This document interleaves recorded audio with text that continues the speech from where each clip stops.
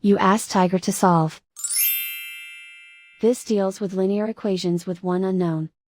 The final result is x equals 6. Let's solve it step by step. Simplify the expression. Simplify the arithmetic. Group all x terms on the left side of the equation. Add 2x to both sides. Group like terms. Simplify the arithmetic. Group like terms. Simplify the arithmetic.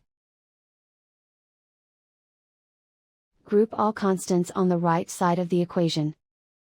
Subtract 6 from both sides. Simplify the arithmetic.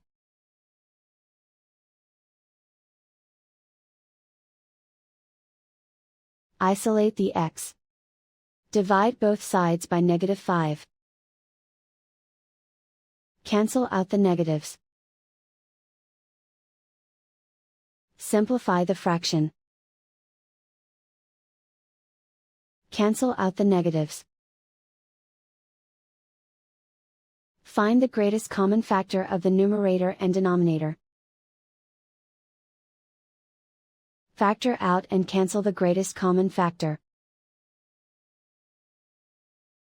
And so the final result is x equals 6.